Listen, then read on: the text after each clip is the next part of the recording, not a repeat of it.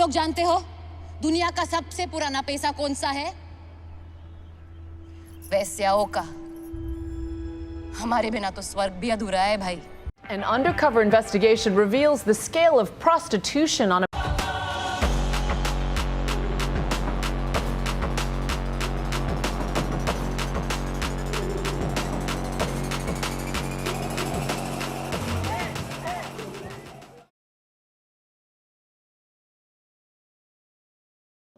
Prostitution in India, या हिंदी में कहें तो भारत में वेश्यावृत्ति, हम हिंदी में बुलाएं या अंग्रेजी में समझने की कोशिश करें, परंतु भारत में आज भी इसे एक टैबू सब्जेक्ट माना जाता है। जबकि हम में से कोई नकार भी नहीं सकता कि भारत में प्रोस्टिट्यूशन सदियों से चला आ रहा है। ये माना जाता है कि आज दुनिया भर में प्रोस्टिट्यूशन का मार्केट करीब 100 बिलियन यूएस डॉलर्स का है और यूनाइटेड नेशंस के अनुसार भारत में वर्तमान में करीब 7 से 10 लाख प्रोस्टिट्यूट्स काम कर रही हैं। भारत में 2022 में सुप्रीम कोर्ट ने कहा था कि एक फैसले में कि ऐच्छिक वेश्यावृत्ति को वैध माना जाना चाहिए। नमस्कार दोस्तों, मैं हूं रजत सिंह और एक बार फिर से आप सभी का स्वागत करता हूं आपके अपने चैनल शोर में। हम आज बात करने वाले हैं प्रोस्टिट्यूशन इन इंडिया की। हम इसके बारे में सुनते तो रहते हैं परंतु बहुत टैबू सब्जेक्ट है। हम बात नहीं करना चाहते या शायद ध्यान भी नहीं देना चाहते उन लोगों को जो सेक्स वर्कर के रूप में इस बिजनेस में सदियों से एंगेज है। तो आज हम देखते हैं कि उसका सोशो इकोनॉमिक इंपैक्ट हमारी सोसाइटी पर क्या होता है और उनकी जीवन की जो परिस्थितियां हैं वो किस तरह की। 2022 के अपने फैसले में माननीय सर्वोच्च न्यायालय ने कहा कि सेक्स वर्कर भी कानून के समक्ष सम्मान और बराबरी के हकदार है। हालांकि माननीय सर्वोच्च न्यायालय का यह भी कहना था कि ब्रॉथल या वैश्यालय चलाना इस देश में गैर कानूनी है। हालांकि बदलते हुए भारतीय समाज में तेजी से बहुत सारे बड़े बदलाव आ रहे हैं, परंतु भारत में सेक्स वर्कर की हालत में एक लंबे समय से कोई विशेष सुधार नहीं आया है। प्राचीन काल से ही भारत में नगर वधू का कंसेप्ट था और तब देवदासी प्रथा भी सिस्टमैटिक रूप से हमारे समाज में विद्यमान थी और देवदासियों की प्रथा आज भी भारत के कुछ क्षेत्रों में देखी जा सकती है। हालांकि इन पर कानूनन रूप से बैन लगाया जा चुका है। इस देवदासी प्रथा को रोकने के लिए कर्नाटक में 1982 में, तमिलनाडु ने 1947 में, आंध्र प्रदेश में 1988 में और महाराष्ट्र ने 2005 में नियम बनाए। 2015 में बना जेजे अधिनियम भी इसी दिशा में किया गया एक और प्रयास था, परंतु इससे कोई खास फर्क नहीं पड़ा। हालांकि देवदासी प्रथा में बहुत तेजी से कमी आई है इस देश में।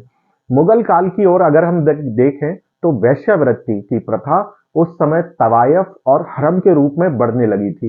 मुगल शासक अपनी सेना के लिए वैश्यावृत्ति को प्रशासनिक संरक्षण दे चुके थे, परंतु मुगल काल के बाद वैश्यावृत्ति में लिप्त सेक्स वर्कर की स्थिति और तेजी से खराब होने लगी क्योंकि अब वह प्रशासनिक संरक्षण धीरे धीरे गायब होता जा रहा था। 1864 में अंग्रेज भारत में कैंटोनमेंट एक्ट लेकर आए, जिसके तहत अंग्रेजों ने अपने सैनिकों के लिए कोठा कल्चर लाया और ऐसे क्षेत्रों को उस समय रेड लाइट एरिया कहलाया गया। शुरुआत में इन कोठों में यूरोपियन महिलाएं या जापानी महिलाएं होती थी, परंतु धीरे धीरे इनमें भारतीय लड़कियां की भी भर्ती किए जाने लगी। अंग्रेजों के जाने के बाद इन सेक्स वर्कर्स को गवर्नमेंट की तरफ से मिलने वाला संरक्षण लगभग पूरी तरह बंद हो गया, इसलिए इनका हाल आजाद भारत में और हाशिए की ओर जाने लगा। आज भारत में प्रतिदिन 6 से 7 लाख लोग नियमित रूप से इन सेक्स वर्कर्स के कांटेक्ट में आते हैं और इन सेक्स वर्कर्स की समस्याएं अपने आप में बहुत बड़ी है और उनका समाज पर पड़ने वाला इम्पैक्ट भी बहुत बड़ा है। एक सर्वे के अनुसार भारत में 30% से अधिक सेक्स वर्कर्स HIV या STD से ग्रसित हैं और भारत वैसे भी दुनिया की एड्स कैपिटल बन चुका है। यह हम सभी के लिए और सरकार के लिए भी चिंता भरा विषय है। प्रोस्टिट्यूशन भारत में एक बड़ी इंडस्ट्री का रूप ले चुका है, परंतु आज भी इसे सरकारी कमर्शियल एक्सेप्टेंस ना मिलने के कारण ये सेक्स वर्कर्स मेन स्ट्रीम के बैंकिंग सिस्टम से दूर रहती हैं और चूंकि इन्हें कई तरह के एजुकेशन लोन, कई तरह की ट्रेनिंग या बैंकिंग सिस्टम का हिस्सा नहीं बन पाती, इसलिए इनके बच्चे भी वैश्यावृत्ति में ही संलिप्त पाए जाते हैं।